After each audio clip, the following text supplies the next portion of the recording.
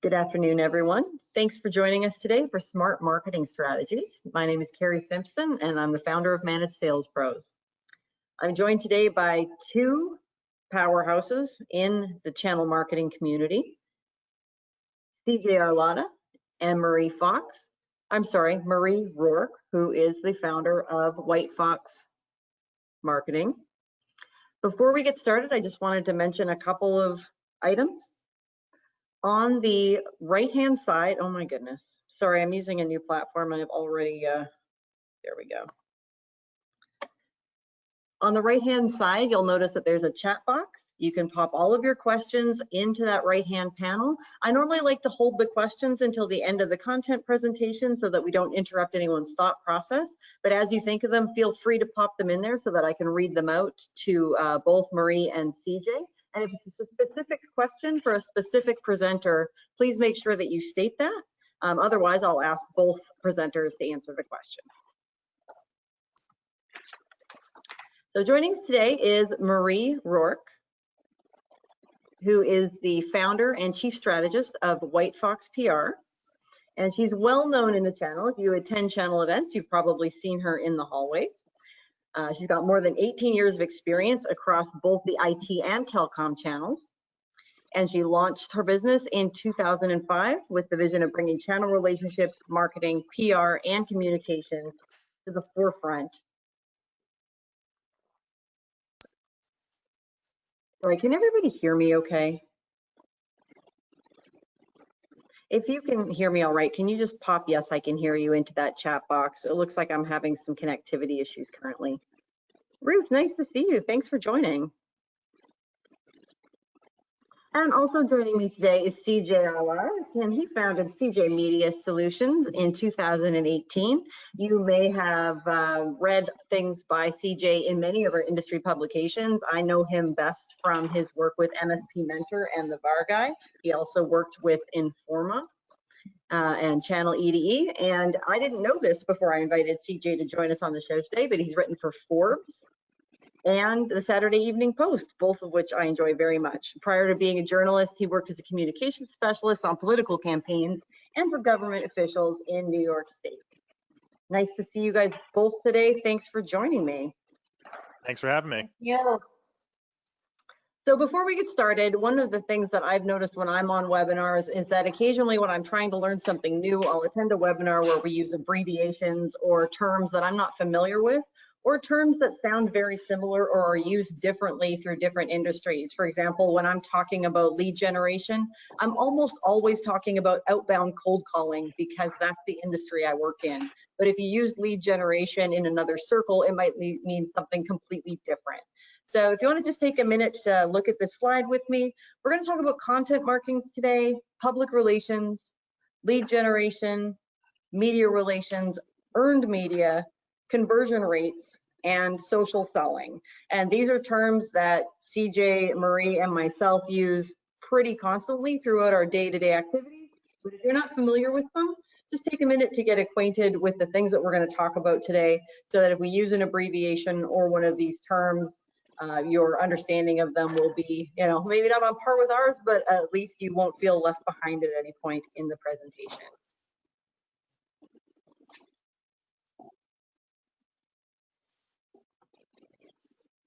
And so we're having a fireside chat style discussion today, which means I'm going to ask questions, and I prepared a lot of them because I'm super interested in this topic. It's something that I've been trying to learn for my own business for the last few years. So having two people who are here and can answer all the questions that I have is exciting for me. As you think of other questions, I hope you'll pop them into that chat box on the right-hand side so that we can get to answering them as well. But the first thing I want to ask is, what is content marketing? Marie, do you want to start there? I mean, I think it means a lot of things to a lot of people, but when you're specifically speaking about it to your clients, what are you talking about? Gosh, and marketing's become such a vast way that we go about this, right? And so content marketing specifically is going to be tied to what you're generating, what you're pushing forward, what you're sharing. And it could be original content, meaning it's stuff that you generate that's all your IP, or it can be content that you would borrow from other folks and share and add to. So it's really it's a bigger bucket than we're used to now that we've got social media involved in our marketing efforts. But it's everything that you use to create that reputation that's out there for you, to add to the conversation, to really position the company. But marketing, more generally speaking, is just every touch point that we have. You're always marketing just like you're always selling. So we really have to keep that in mind as we're engaging with people and the way we're presenting ourselves and how we look and feel online, how we look and feel in person, what we're talking about, the lanes we choose to kind of own in our marketing, and what our message is, and be really clear about that at all times. I'm exhausted just thinking about trying to control everything I do and say online on the dozens of different platforms that we have available to us. Who's See, doing just a really do the good job homework in with it? advance, you know, you got to just do a little digging in advance and just be authentic to you, and that gets a lot easier fast. So that's a lot of things. That's a lot of stuff to do. So we've got MSPs on the call today who are probably still doing all of their own sales and marketing activities. Just that list alone makes me think, oh Lord, where am I going to find time to do that? So the first thing I want to ask you is, if you're going to recruit or hire somebody to do this, CJ, what are you looking for in a potential marketing partner or a potential marketing hire? How would you know that you'd found the right person for your business? You want to find somebody who's more than just an outsourced, marketing firm or PR consultant to help you with this. You want somebody who can really sit down with you and assess your business goals and work with you to achieve them. You want a firm, somebody that has experience in the industry you're in, somebody that has the skills needed to produce the content, whatever that may be, whether it's blog posts, white papers, videos, and you want to make sure that this individual is obviously, complementing, the skills that you don't have. Right. So you want to sit down with them. You want to really look at what they've done before, what they provide you, if they're on the same page with you as your business goals. And you really want to make sure that they're looking for that long-term relationship, right? I think so often when MSPs or businesses in general look for outsourced partners, they don't look at the long-term relationship. And sometimes some of these marketing companies or consultants are really looking just for the quick hits. And you really want somebody who's going to be on the long term and kind of see everything through with you. And Marie, I felt like that's kind of a loaded question, since you obviously own a company that does this. So obviously the right answer is hire but we Whitefox. actually do. I mean, for the MSP, we do help them interview. So we've helped them interview before, where we've gone, because they don't know what they're looking for, right? When you're hiring a director of marketing or you're hiring a firm. So we've helped them on the back end, kind of ferret through the questions, get to the answers that they're looking for. But I would say, just as you do with any associate, you're hiring for a lot of attitude, right? You're hiring for a lot of getting a thinker, getting a collaborator, getting someone who's a doer. A lot of folks in marketing like to hire other marketers. So you might hire somebody and what they're good at is hiring somebody else. So you've got to really look at your firm, your pick, whomever that person might be, and see how much effort are they going to put into the game themselves, and try to get to that, asking them questions about what they've done in the past. How many people did it take to get to that campaign execution? Looking at it a little more detailed, so that you can really understand, what they've accomplished and what they're willing to do themselves, what they can do themselves, and what they will expect to have given to them from a budget standpoint, from a complement of another agency possibly, or another person they're looking to hire. And then I would just say, all the time I'm always saying, just hire a nice human with a good work ethic, right? And just like you would anybody else, and who's got a good sense of people. Marketing is a lot about empathy. It's a lot about your emotional IQ, understanding what's important to the customers, thinking about the customer-centric mindset, right? Of how do you do right by them? Not always just, looking at internally at the company, but taking the associates' feedback along with the customer feedback. and putting your best foot forward there on a communications front. And that marketing person needs to understand that as 101. So we're talking a little bit about content marketing, we're talking about social selling or social marketing, and we're talking about PR. Are all of those things going to be provided by the same company, or are you going to have to look for multiple people and multiple partners? CJ? It depends on the company, right? I mean, some firms provide a variety of services. Some firms focus on, for example, I do a lot of content writing myself. We also do a lot of thought leadership, and we do a lot of media relations, PR, some crisis communications here and there. So it really depends on the firm. Sometimes there are a lot of companies out there that will work with each other, and sometimes there are businesses that have, maybe a marketing firm on hand and a PR firm. I know Marie does both, so sometimes you'll be able to get both of those in one, and sometimes that works for you. I've worked with other marketing firms in the past or other PR firms for one of my clients in the past because we just have different specialties. I have a client that's looking for some consumer work, and I do a little bit more of the B2B side. So I think it's really important to figure out the needs, what you're looking for, and interview various companies and see what works best for you.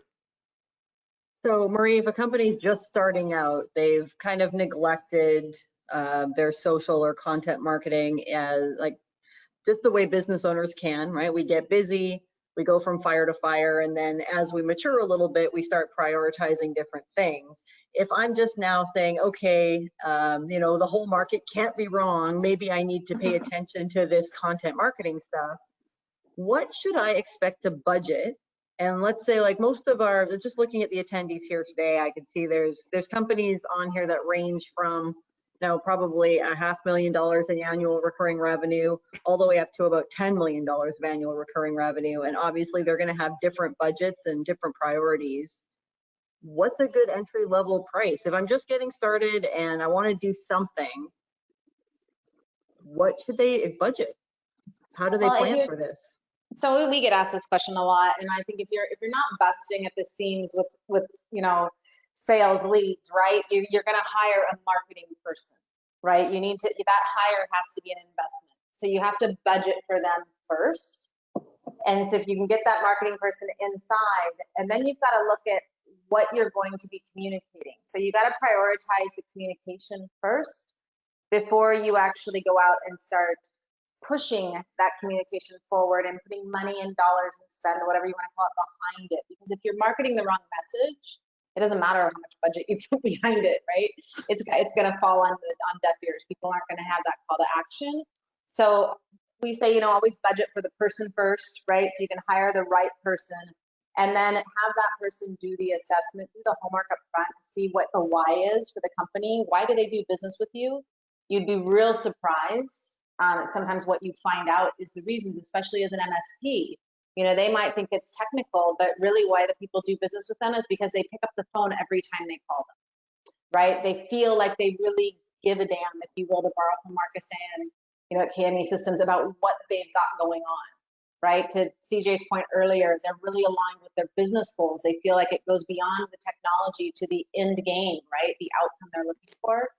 So a lot of that is you got to be built into the front end, and then you can look at your numbers and you can say, look, I'm going to allocate. Usually it's a double digit of what you've got going on, from a revenue spend that you want to get in there, but it's a lower digit. It doesn't have to be 50%. Obviously, it's maybe like look at 10%. Try to find a comfortable number that you're okay with, and then put some measurements against it so that you know what's driving, right? What's effective for you. To get that money back, right? So you can say, look, we did a social campaign, we pushed it out, we saw our web traffic go up 50%. We were able to track that back into 4 or 5 leads. Do the math on that back end of the equation. But first, before you do any of that, you really got to hone in on the message. Like, I hate to see people go out and spend, and then they're mad that they spent the money and they saw nothing, but they were selling the wrong message. It wasn't an authentic message. It was a copycat message, if you will. and it was a mediocre message, and so there, you know, it's ineffective. So you really, less is more. Just be really effective at what you put out there and really deliver it, and then you can use all the different platforms. I mean, social marketing is very inexpensive in comparison to share your voice, but you also have to have all the back end ready for it. You know, you've got to have Google My Business ready. You've got to have the analytics, you know, to look at, to learn from. So you can take corrective measures throughout it, which is why you need the marketing person or the marketing agency on hand, ready to go as the first investment. That 10% number, are you saying that should be 10% of their annual revenue? Should it be 10% of the profit, 10% of their top line? Well, how are they? I wouldn't look at, so revenue to me is not the predictor, right? Because it might not be profitable revenue, right? It might not be profitable numbers. So I would definitely look at your profit and look at that number and how much of that are you willing to reinvest back in the business? And that's different for each partner because you might have a different gain. An MSP might be looking to sell their business, right, in the next 6 months. So they're gonna have to double up on the marketing to really promote the brand out there and get the vibe they might be looking for. And or they might be looking at the long end, you know, they're looking to do this long term. So they've got to make some investments in talent, right, and bring that number up significantly, and then let the talent decide how much they need to spend to get to where they want to go. So it's a really interesting point. The idea that your marketing isn't just focused on client acquisition, you might have alternate goals that you haven't considered, like recruiting or acquisition. Absolutely. And without that, again, without that goal, without doing the homework on the front end, and really, we often do assessments for MSPs where we come in and we take a pool of their customers, a pool of their partners, you know, a couple of vendors that know them well, a couple of peers that know them well, a handful of customers, and we go to them with the why question. Why do you do business with XYZ MSP? What do they bring you? Why did you leave your other MSP for this guy, you know, this firm? What's different today? You know, what are your expectations for tomorrow? How could they continue to push forward? And then we look at, are you going to be able to do that? You know, go back to the MSP. This is what's common with these guys. They want to push forward on, you know, these fronts, you know, now might be DX, right? Digital transformation, whatever. Going forward, are you going to be able to execute against that? Because if you are, we should start marketing that now, right? We should take our why and we should build in some campaigns that are entirely focused on digital transformation for these guys using their language, not yours. Talking to the customers as they want to be, you know, as they want to hear it, right? Well, I think we encounter that in the sales process pretty regularly, where an IT business owner would come to us and say, well, we want to talk about our managed services. And I think, no, you absolutely do not want to talk about your managed services, because nobody knows what that means outside of the trade show setting. Correct. Right. So what I'm hearing here is that if you're trying to figure out how to create marketing campaigns, you're putting the cart before the horse. You have to go back to the very beginning and figure out what kind of message you want to share with the market before you can figure out how to share it. Is that a pretty good? Absolutely. No, Yeah. Nailed it, right? That's what you've got to do. I mean, you've got to do the lift on the front end, and then you've got to make sure, and a lot of guys spent a lot of money, a lot of men and women spent a lot of money making these websites, right? And these websites are elaborate, and click and go, but they're irrelevant. They you know, nobody's going to be clicking through that much of your site. So simplify. Find a way to make it very simple yet sophisticated enough to where you are arrived when somebody comes in from the content marketing to the site. They go, this is the company. And they land on something they can recognize, right? They land on something they can relate to. These guys really care. Look at all the customer testimonials they have. Look at the video that they have on the right. It's from the CEO telling you, I've got your back. I'm going to make sure you do not fail with your IT. You know, look at all those simple things you can do to really build 1 or 2 pages that might just suffice, instead of having these elaborate click-throughs of all these different pages, because that's not really what they're looking for. They're evaluating completely differently today than they did 10 years ago when you probably popped up that site, or worse, you know, maybe a little bit more than that, where you've had to go through and you have to rev it. You've got to give it a facelift and you've got to simplify, but keep the sophistication of what you do intact in a very simple message. Okay, so for those of you that are listening and are getting like overwhelmed at the idea that you're going to have to spend all of your money and all of your time figuring this out, there are people out there that are going to help you.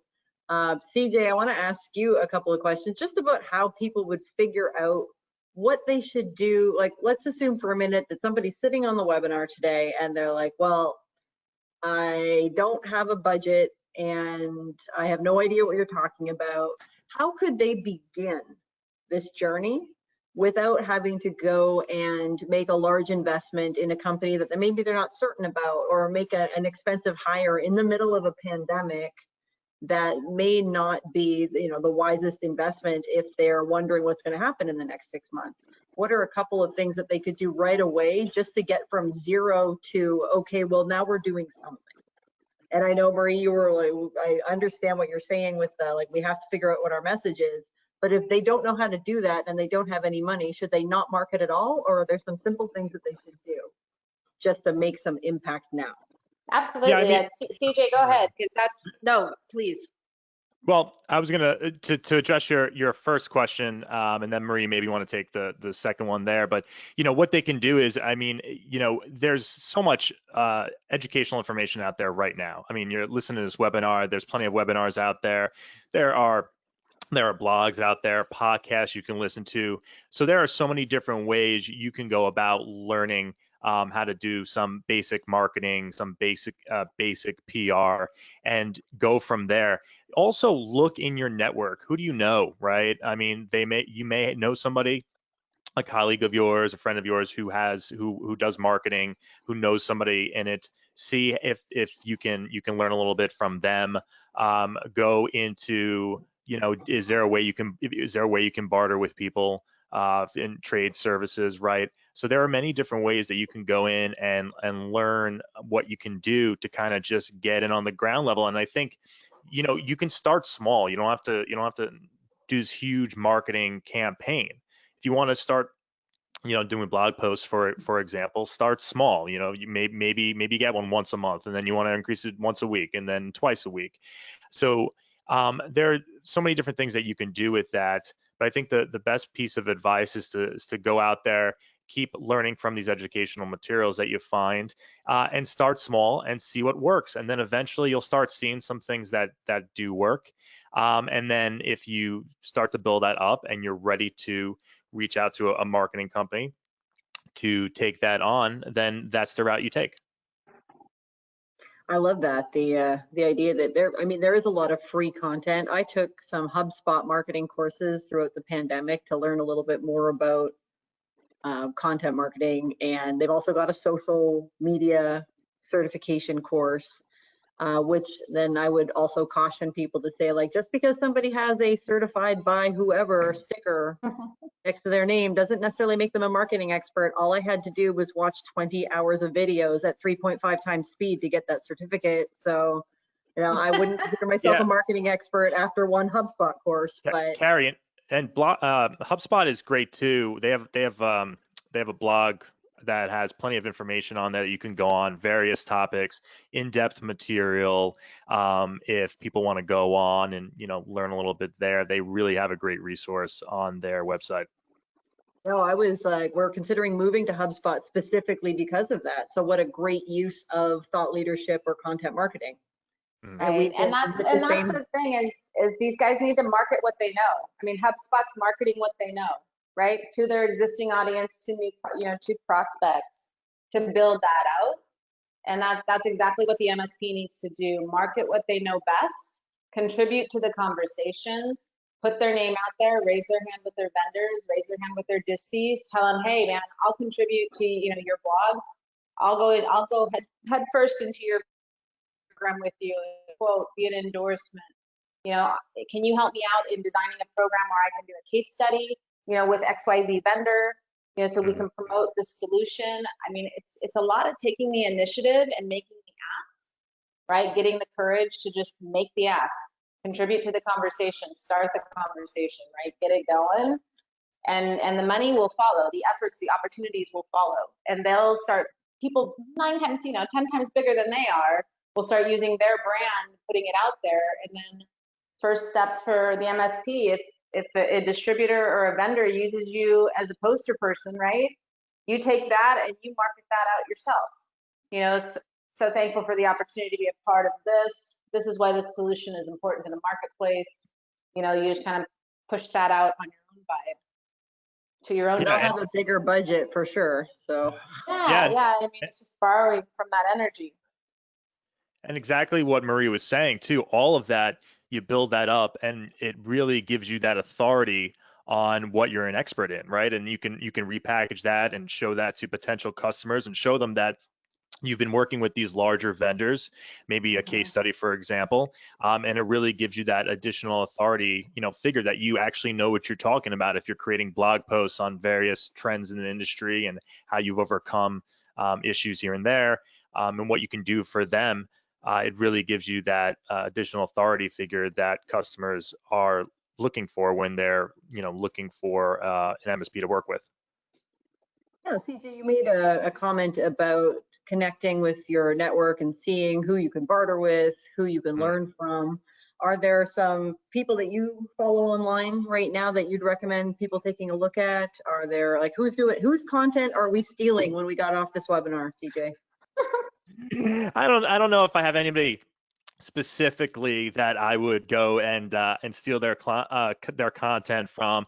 I mean, if we're talking about some websites that people should follow, I think I mentioned Hubspot is a great spot to find some material on marketing. I'm a big fan of Copyblogger too.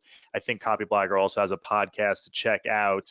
I'm a fan of Seth Godin's blog, of course. Spin Sucks. I don't know if you ever heard of that. They're more of a PR website, but they do talk a lot about the owned content there.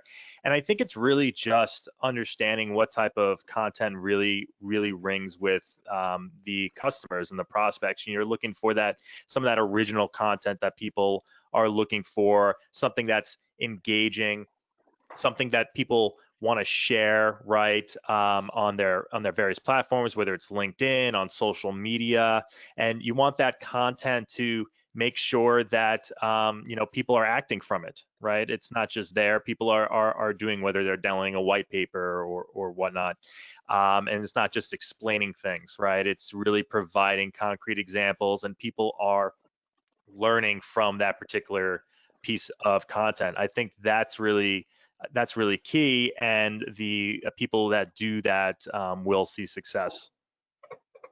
So we're talking a lot about the kind of investments that we have to make to create excellent marketing or hire marketers or work with a marketing agency. What about getting media to cover information about your business for free? Like, that's kind of your area of expertise, CJ. How would people convince you or someone else to write about their business and publish information about their business without you having to pay them? Yeah, it's a great question. I think, and I would love to hear Marie's response on this too, that so much of that is done ahead of time, right?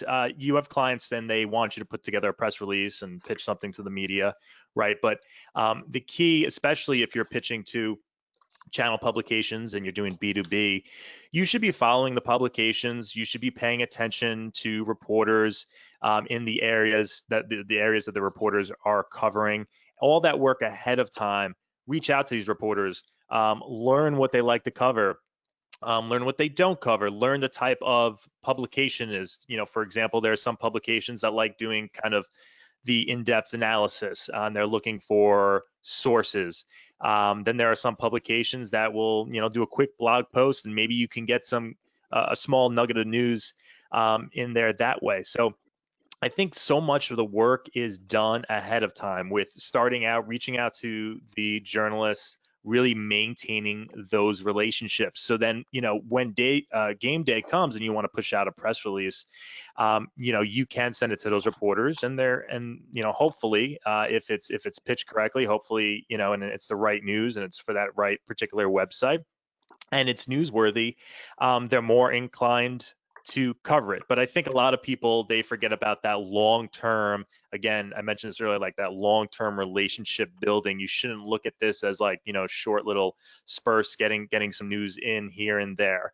Look at it for the long term. So you're nurturing relationships well before you require that assistance? Is that a... Yeah, no, absolutely. I think that's really key because I mean, I know this from just being a reporter myself and from being a reporter and having worked with Marie on the other side. I'm more inclined to, work with people I know. I'm going to get these large PR firms. And it was just like, I covered the hospitality space too.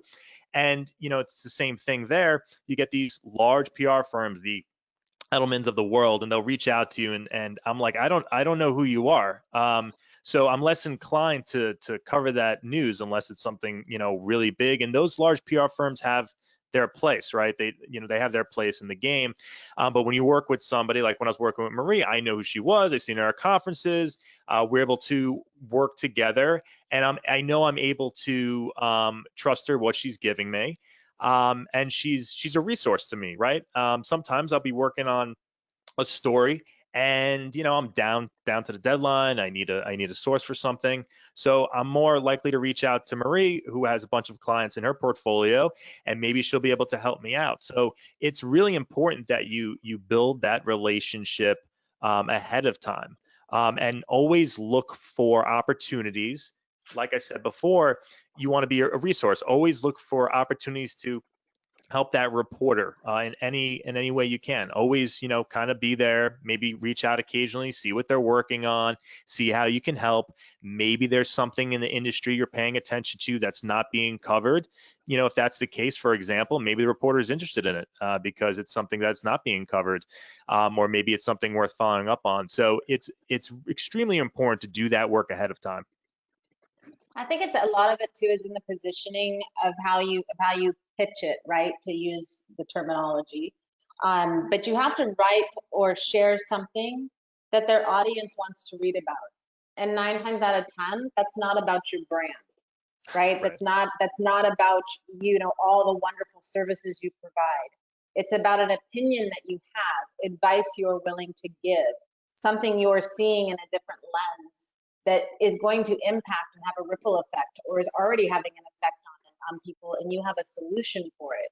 It's some way, again, for you to contribute to the conversation, but make it bigger than you, right? It has to appeal to their broader audience. They're not going to take your information and use it in their newspapers and their magazines as a free promotion. It will never be an advertorial. It's advertorials are paid for.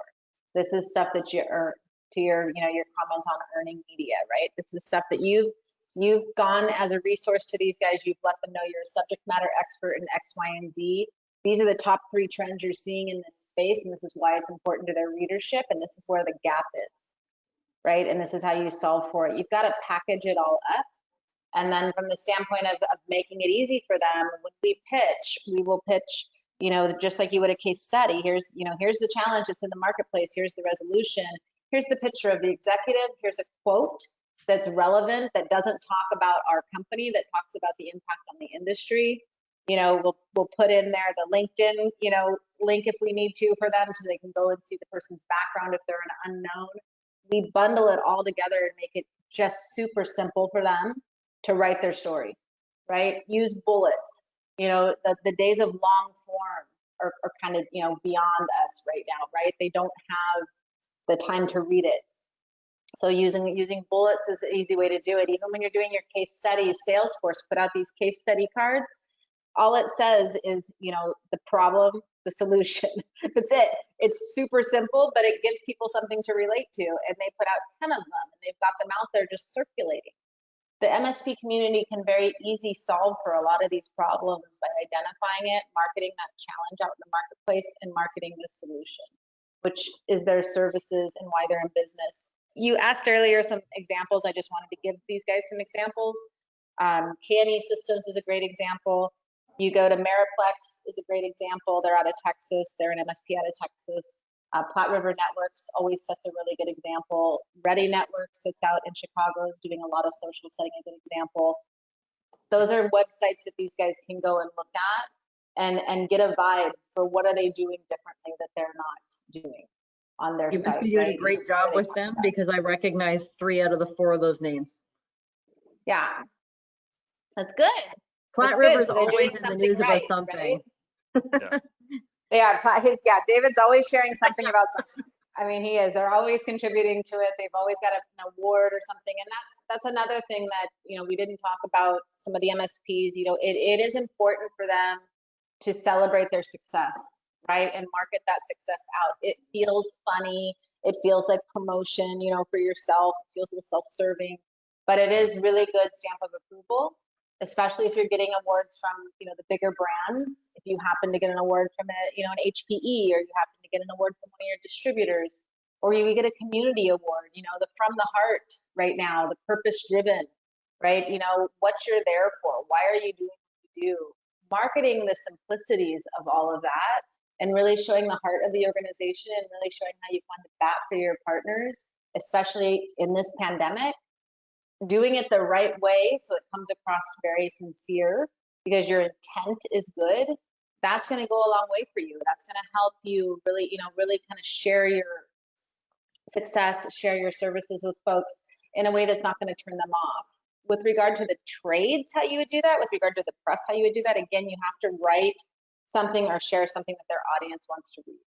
If you've got a feel-good story out there, you've got to put all that energy into that story, but do it in a way that doesn't lead with your brand and how great you are. So let's take, for example, one of the industry publication lists. So you've landed on one of the lists, right? You're in the top 501, or you're in the top 1,000, or there's, I mean, there's so many different publications that have these lists published. So there's 1,000 people that are on the list.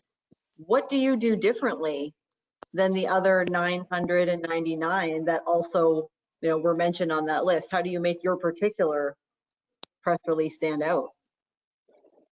Well, I think the first part of that conversation is that it doesn't have to be a press release, right? A press release is a marker for another day. If you give the press person the press release on the day you announce it, it is no longer news. So if you don't do something in advance of the press release, it's not going to be newsworthy to them. So when we make announcements, if we can't pre-brief the channel trades in advance, unless it's a merger acquisition, there is some exceptions, it's not news to them once it hits the wire, right? Once you've made it public to everybody, they care a whole lot less, right? And so you've really got to look at how you want to spin it up. The 501's a great example. They give you a lot of resources when you win on that list, how to promote it, right? You can also go back to them and say, hey, I'm going to raise my hand and I'll do a video with you. You guys want me to do a video talking about the importance of the 501? And then you can slip in, what you guys do as a company, and then you as the partner get a copy of that video, and then you take a cut and you use that cut of the video on your site, right? And you use the 501 branding on your site to show authority in your industry, to CJ's point before. Really letting them kind of have a show and tell moment without pounding their chest, right? Somebody else is doing it for you.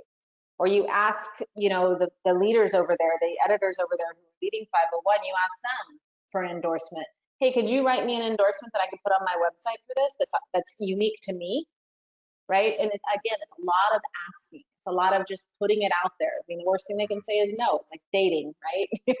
Sounds a lot like cold calling to me. Yeah, same thing. Like cold calling, too bad. Get on it. That's the thing. I mean, and your best marketers are always going to be your current customers and your associates, right? Those are your best marketers for you. So you've got to let them know what you're doing well. Where's the opportunity? What are we doing so good, better than anybody else? We want everybody to know that that's what we do. When you introduce a new service, you don't talk about this service, you talk about the solve. What did you just fix, right? I don't care what it's branded as a service as. What did I just fix that I know that this customer needs, right? And if I don't know that they need it, maybe I ask, I have just a friendly call with them, and I kind of just pepper the conversation with a couple easy discovery questions to figure out if that's what they really need. And then I can follow up with it, right? So you can take a lot of your sales skills and apply them in the marketing world. Well, I thought, so, I mean, we just talked a little bit about, or I just asked a question about how would you position this in a press release, and you corrected me to say that that's probably not a press release. So when do you write a press release, and what should you include in it? Yeah, it's not that it's not a press release. Press release is a good marker. Again, it's a good content for your site. It's a good thing for you to pull from. It's just that there's so many other ways you can do it. Don't let it be the only thing, right? So not everything has to be a press release, and a press release doesn't have to be everything, right? So a lot of people, they call it strategy by press release. A press release lets everybody in the company kind of get their head around what you're announcing. And then every individual, sales, marketing, all the individual contributors pick off the pieces that make sense for them so that you're all kind of singing from the same page, right? So they use it as a kind of a grounding piece for the company. And then you've got to take and build out social graphics. You've got to take out, maybe it's worthy of a quick ping to your customer base. Like, hey, just wanted to let you know, it's Feel Good Friday. We're just sharing with our clients that we were just awarded X, Y, and Z. We want to thank you guys because without you, this wouldn't have happened, period. Short, simple, sent, right? Just a touch point. So you got to look at how do we use it. It's a really good foundational kind of pull everybody together deliverable. But at the end of the day, it's not everything. It's like there's so much more you can do beyond the press release. And again, bullets, like simplifying the message and getting it out there. Especially for the trades, they joke that, they might get past the headline. They might read the first paragraph. They're certainly not going to get to the fourth or fifth paragraph, unless it's written as a story to begin with, and then they can just post. But yeah, maybe you say that. Oh, sorry. Go ahead. Yeah, what Marie was saying, make it easy for the reporter to put the story together, package everything.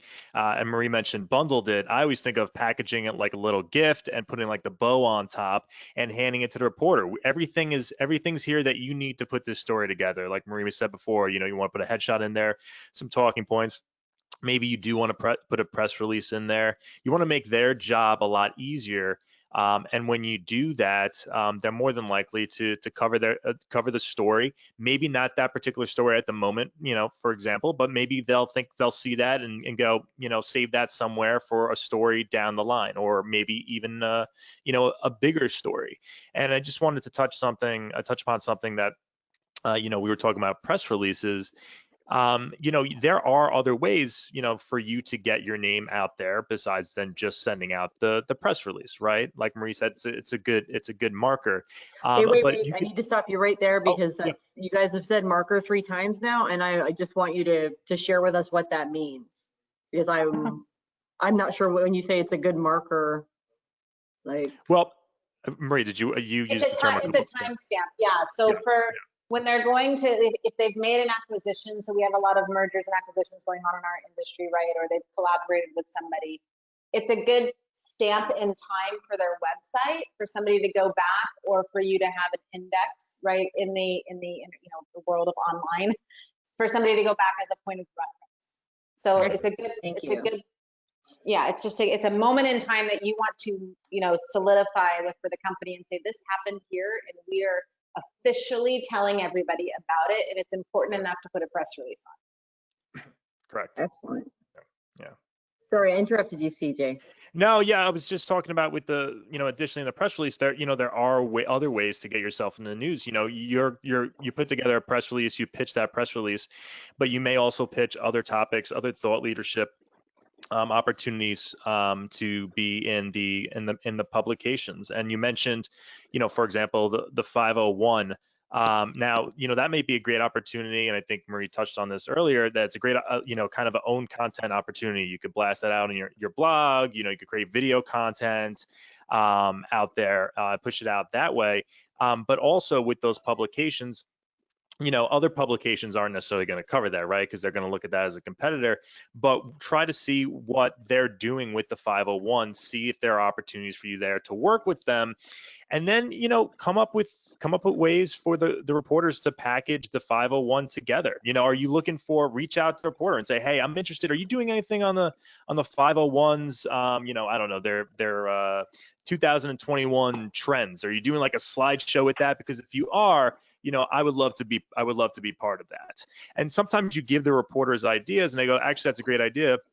We'll include you, and they'll reach out, to several other MSPs as well. So it's really about trying to get yourself out there as a as a thought leader in the industry. And I know a lot of people struggle with that because they're not used to that, right? And I think sometimes I'll interview my clients. I try to do that with them to see what they want to talk about because they're the ones that are, on the ground. So I try to interview them as often as I can. They're busy, obviously, so it's difficult to always do that, but you'd be surprised sitting down with them. They bring up topics and they say, I don't really have anything to talk about, and they bring something up, and it's a phenomenal opportunity to pitch to the press. So for people who may not be working with a PR firm, sit down, collect your thoughts. At the end of the day, really write everything down.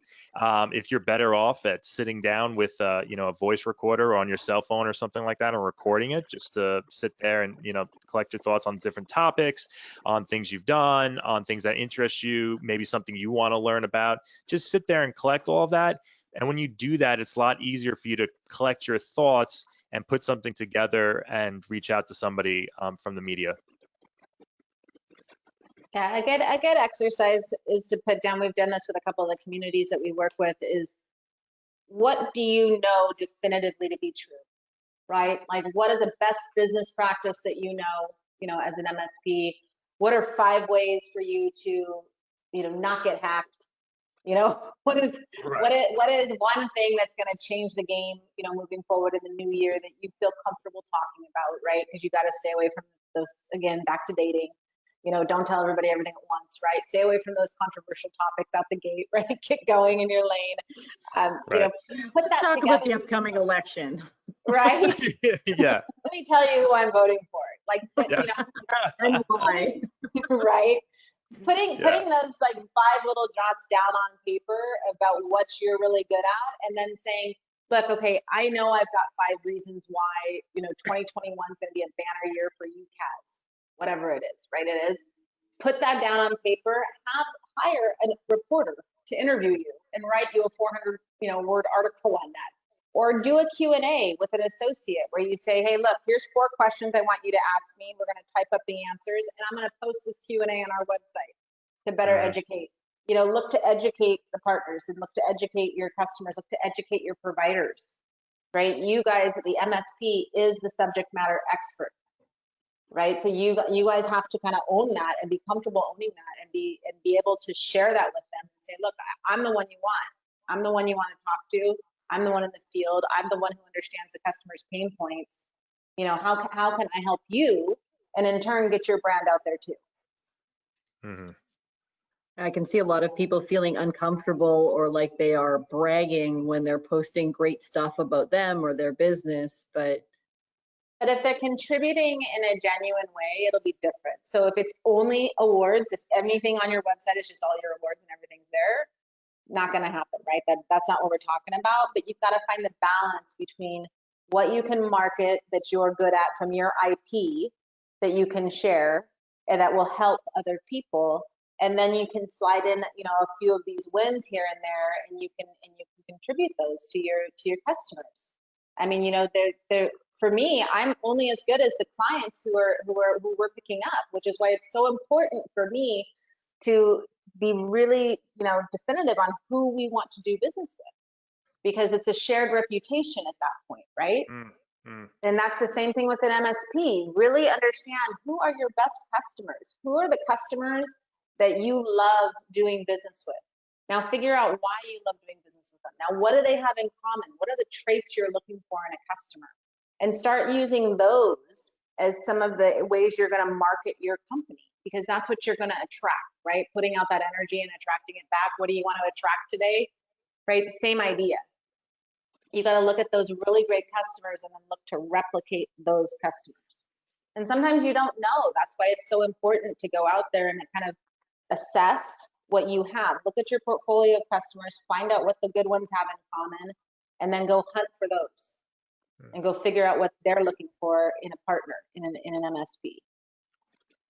So do either of you have any like really great stories about clients who were kind of clueless or lost when it came to marketing, and how well it worked out for them when they took that leap of faith and made an investment that they weren't sure about?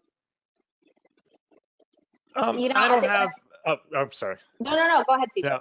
No, obviously I'm not going to name people specifically, but I think sometimes you have clients that are at different stages. You know, you have I find that I have people who are totally clueless from the PR standpoint, and they really need handholding. They know they need it, and they're looking for somebody to help them with that. And they're more open to you to educate them. And I think that's so important in the beginning, to educate them, show them what you're doing, why you're doing it, and be very definitive in the beginning. And then you also have the people who, they want the PR, the marketing, but they don't have the time to do it, right? They know they need this and whatnot, but they need to outsource it to somebody else, and they let you take a little bit more control with that. So I think that you have clients at different stages of that journey, and I tend to switch up my strategy a little bit, obviously based on their needs and what exactly they're looking for. So the one thing that I think I heard over everything else today was, if you don't know what you're marketing, it doesn't matter how much you spend on marketing. Mm-hmm. So yeah, you have to market the message that your customers that you want to attract want to hear. So step one might be go and figure out, so I took notes because I like to do a little write up afterwards. I'm saying, first of all, go identify why your clients work with you to begin with. Who are your best clients and why did they choose you? And who are your best clients and what do you like about them? Correct. So for those of you who are sitting there wondering how you're going to scrape up your pennies to hire CJ and Marie to take your business to the next level, you can start with something simple like just interviewing your current clients and finding out what they love about you, so you can start telling the market things that are factual about you, right? Like, your clients have no reason to blow smoke. They're not bragging. They're just saying, hey, here's why we chose your business. Here's what we like about you. Now you're just using someone else's words. You're not bragging. It's true. It's credibility statements, if you want to use a marketing term, right? So you're looking for your credibility. You're looking for your credibility statements, things that you can back up. This is why. This is our why. This is what we do. This is what we do best. This is what people tell us. And sometimes they're gonna tell you stuff that's gonna surprise you. I mean, I was told once I was a velvet hammer by one of my clients, and I'm like, is that a compliment? I'm trying to figure out what does that mean. Right, but That's his great. intentions were, you tell me what I need to hear when I need to hear it, and you do it in a way that it hurts a little bit, but it was done with all the right intentions, right? It's done with all the right intentions, because as a PR person, if you're a PR person, here's a good indicator. Everything you hear from them is, that's a great idea. Yep, that's a great idea. Let's go do it. Yep, that's a great idea. Let's go. It's the wrong person. Your PR team should challenge you. Your marketing person should challenge you, because they need to constantly be thinking about what's best for your business, what's best for your customers. And if they're not challenging you with that, that's crazy. So when our clients come to us, quite often they think like, okay, I'm going to hire this cold calling company to do all of my outbound, and I'm never going to have to think about this again. And appointments are just going to drop into my calendar, and oh my God, it's going to be amazing.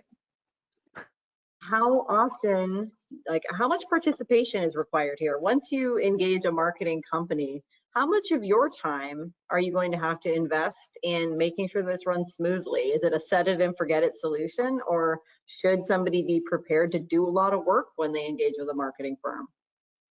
I work with my clients. I speak with my clients every day on a variety of topics, whether, I'm always reaching out to them, like I said before, to figure out what are some of the things they want to talk about, what's going on in the news, what's going on at the company. Sometimes you talk to your clients and they hire you to push out news, and something happens and they forget to tell you. And come to me with that, so that's why I'm always out there reaching to them. It's not it's always a customized solution with them. And I'm always trying to, obviously the larger company you go, it's a little bit more difficult to do this, but I'm always trying to be in contact with the highest executive I can. And oftentimes, if I'm able to get the CEO or somebody who runs it, that's that's what I do. Because I want to be in contact with them. I want to have their information. Sometimes if something happens, I need to be made aware of it. So it's an ongoing, it really is that ongoing relationship.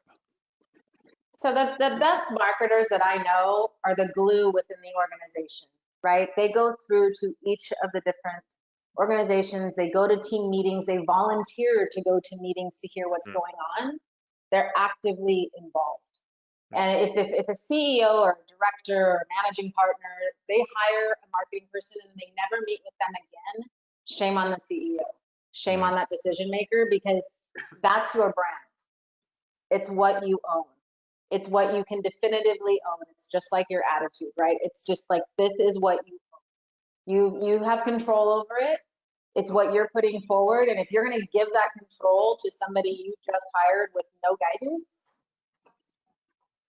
I mean, that's, you get everything that you deserve. Nobody would hire a service tech, put them on the desk and say, go for it. Yet they will hire a marketing company and say, okay, off you go now. Well, and the reason being is because there's not a comfort zone there, right? Technicians, when, if you're technical nature and you're the CEO and you were a tech person to start, right? That's where your comfort lies. You don't have a comfort zone in marketing, so you don't know what you don't know, which is why it's important, to CJ's earlier point, to have the alliances that you've got going on in the industry and bounce off of other people and say, hey, what are the questions I need to be asking? Or, hey, would you mind sitting in this interview with me for 15 minutes so you can hear what I hear? Or do you have 10 minutes to have conversations? Our clients actually resource us out to the partners, to the MSPs as a resource. And so anybody who does business with certain allotment of our clients, they have access to us that the vendor or distributor is already paying for as a sounding board.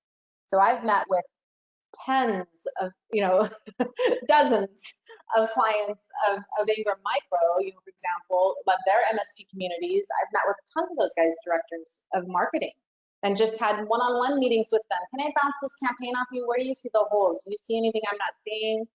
And we've had these conversations. So there are a ton of resources out there. You just have to go ask for it. You just have to go out there and say, hey, what do you have to offer me? If I wanted to do some marketing, like, can I talk to your marketing person? Could they give me some advice? And I'm sure the answer would be yes. 9 times out of 10, they're going to be very, very excited that, one, you even asked, and 2, to see what comes of it and follow back. Say, hey, look, I took her advice. I took his advice, or his, I heard his opinion, and this is how I acted on it. And this is what we did. And show them you got a result. Right? Show them you share. They're a lot happier to share resources when you demonstrate that you're prepared to be a good partner to them as well. We see a lot of companies going looking for money and like, okay, well, I resell your stuff, so you owe me this. Well, they've got thousands of partners. So how do you differentiate your business? Like, and what have you done for them lately? Better on the MDF. I mean, the MDF has gotten better where they realize they're no longer the brand. So they need to allow the MSP to be the brand, and they need to support the brand. So the MDF has gotten a lot more flexible.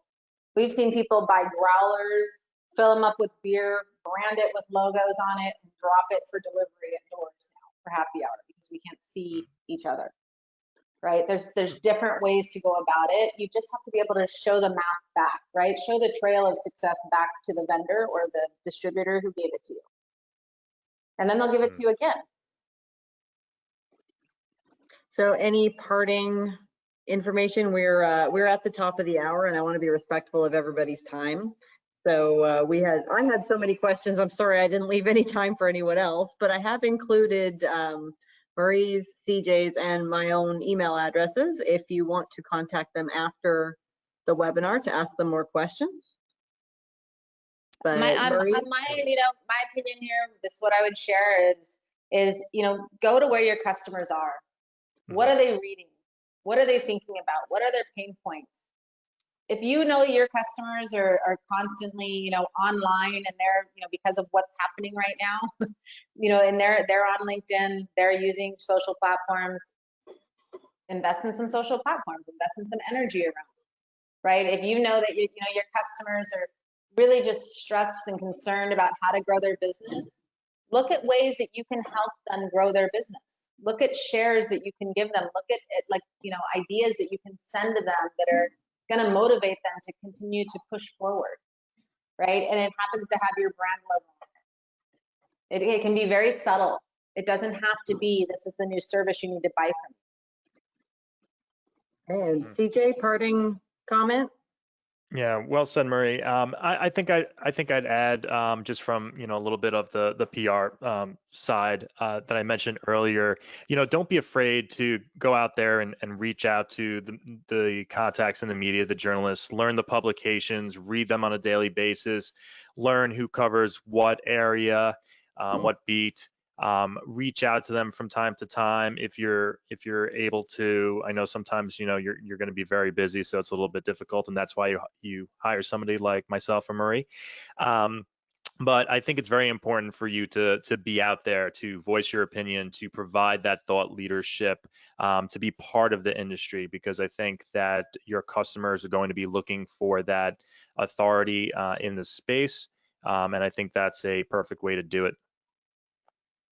Wonderful. Thank you, everyone. I really appreciate both of you taking some time to spend with me and with the MSPs on the call today. Marie's email address is marie@whitefoxpr.com, and CJ's email address is cj@cjmediasolutionsllc.com. And as both of them just suggested, you may want to hop on social media and start interacting with more people there. So you can find Marie online at Channel PR and CJ's online at CJ Arlotta. And I assume those are both Twitter handles. Are they identical Yes, for they are. Instagram? Are you everywhere? Oh, you know what? One more question. Sorry, guys, Yeah. I'm keeping you like 2 minutes after class. But does everyone need to be on everything, or do you pick one and commit to that platform? If I had to pick one for the MSP, I would pick LinkedIn. Yeah. I think Twitter is an exceptional listening tool.